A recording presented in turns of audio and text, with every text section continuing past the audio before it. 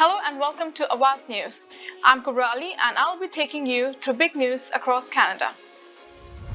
Toronto police have identified a second suspect who is wanted in connection with the fatal shooting of 23-year-old Shakur Clark Sargent last week in Scarborough. During a Monday afternoon news conference, Deputy Sergeant Phil Campbell identified the suspect as 18-year-old Duwan Ellis of no fixed address. Ellis, who also goes by the names Duwo, is wanted for first-degree murder.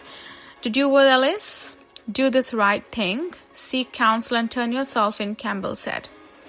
Clark Sargent was shot in the West Hill neighborhood near Kingston and Galloway roads at around 10:20 p.m. on September 15. Emergency crews performed CPR, but he could not be saved and died at the scene. Clark Sargent is Toronto's 32nd homicide victim of the year.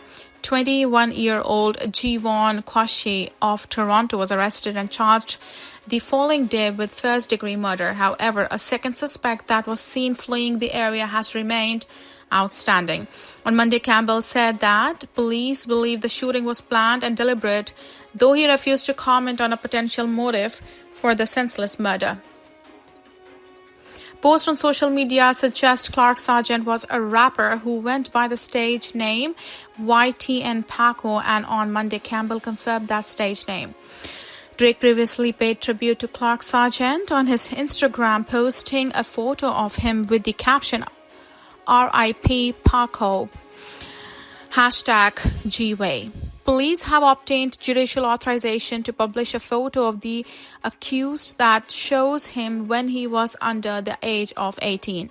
That authorization expires on Saturday afternoon.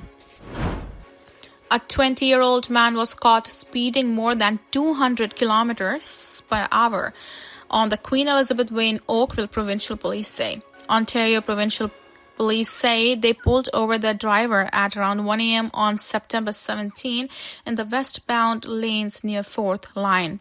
Police say he was caught speeding at 201 kilometers per hour on the highway. OPP suspended the Mississauga man's license for 30 days and impounded his car for the next 14 days. Police did not identify the driver. A man is facing charges after allegedly breaking and entering into a home in Toronto's York neighborhood last week. Toronto police said officers responded to a call for known trouble in the area of Eglinton Avenue West and Dufferin Street just before 2 a.m. on September 15. It is alleged that a woman was at home when the male suspect damaged the door and entered. He then threatened the woman, and police said she left the home and went to a nearby establishment for safety. Police said the suspect was arrested a short time later using a remotely piloted aircraft system RPAS and police dog services. Video of the arrest shows a suspect hiding in what appears to be trees or bushes next to a shed in the backyard of a home. Police can then be seen approaching the backyard from the side of the house. Then they advance to the rear corner of the lot and apprehend the man from his hiding spot. Randy Mills, 44 of Toronto, has been arrested and charged with 1 count each of break and enter, uttering death threats and breach of probation, as well as 2 counts of disobeyed lawful court order. The charges have not been tested in court. A man from Oshawa is accused of defrauding victims of more than $2.5 million as part of an investment scam. Durham police said their financial crimes unit began an investigation in June of last year after 2 victims reported a male who told them he was a financial trader. Police said the man told the victims he could guarantee high returns on investments through a platform called Interactive Brokers. Between 2023 March and 2024 March, investigators said the man allegedly persuaded victims to transfer him large amounts of money to be invested. Police allege the man was able to entice his victims to transfer funds by driving luxury high-end cars and showing them forged investment return statements. The suspect allegedly collected more than $2.5 million from victims over the year-long period, which police said he used to finance his extravagant lifestyle. On September 21st, police arrested and charged Alex Noah Pakela, 23 of Oshawa, with 2 counts of fraud over $5,000. He was held for a bail hearing. The charges have not been tested in court. Anyone with the information is asked to contact the Financial Crime Unit at 1-888-579-1520 extension 5353 or Crime Stoppers anonymously. Jimmy Kimmel's late night show, which was abruptly pulled from the air last week after the U.S. government threatened broadcasters, will be back on Tuesday, Disney announced Monday. The sudden suspension by ABC, which is owned by Disney, came after conservative complaints about comments Kimmel had made in the wake of the shooting of Christian activist Charlie Kirk. Kimmel's abrupt disappearance from the airwaves apparently after government pressure on broadcasters who distribute ABC sparked fury in liberal America, with critics saying Kimmel had been targeted because he is a frequent critic of U.S. President Donald Trump. Trump had celebrated Kimmel's removal, calling it great news for America. Opponents say it was the latest step in creeping government control of free speech, an article of faith for many Americans, as well as right enshrined in the country's constitution. Some on the right were also uneasy, including people who regularly count themselves as Trump allies like Ted Cruz, the conservative senator from Texas, and firebrand broadcaster Tucker Carlson. On Friday, Trump again complained about negative media coverage of him, which he said he thought was illegal.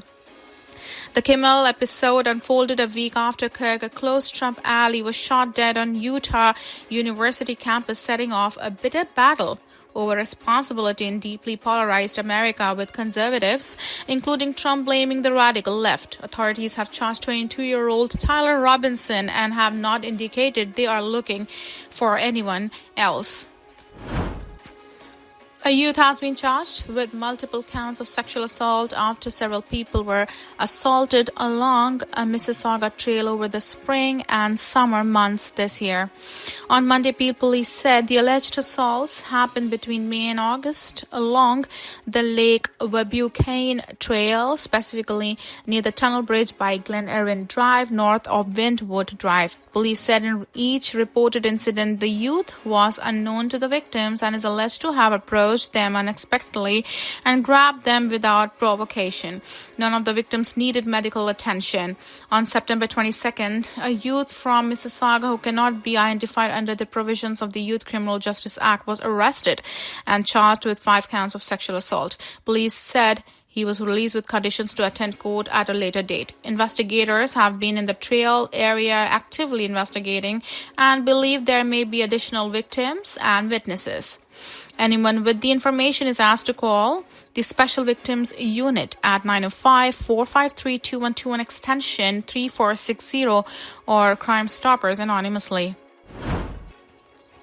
Ontario is asking Ottawa for a series of specific measures to tighten bail and sentencing rules as the federal government gets closer to tabling legislation to reform those aspects for the justice system. A joint letter sent Monday by the province's Solicitor General and Attorney General urges the federal government to ensure the reforms are meaningful and sweeping. The recommendations include removing the possibility of bail for people charged with crimes such as murder, intimate partner violence, and some firearms offenses, bringing back mandatory minimum sentences for serious crimes, a 3 strikes rule denying bail for repeat offenders, and making more crimes including violent home invasions, carjackings, and human trafficking reverse onus offenses. The federal conservatives have been calling for the implementation of a 3 strikes rule to withhold bail from people convicted of multiple serious offenses. Ontario's letter to Justice Minister Sean Fraser and Public Safety Minister Gary Anandasan Gary reiterates many long-standing calls from Premier Doug Ford to reduce the amount of people granted bail while awaiting trial. Fraser said last week that legislation on bail and sentencing reform is set to be introduced in the House of Commons next month. The Liberals campaigned in the spring election on introducing stricter bail provisions for home invasions, auto theft, human trafficking, organized crime, and violent crime. Thank you for tuning in. I'm Kubra Ali. I'll see you back tomorrow, same time, same channel. Have a good night.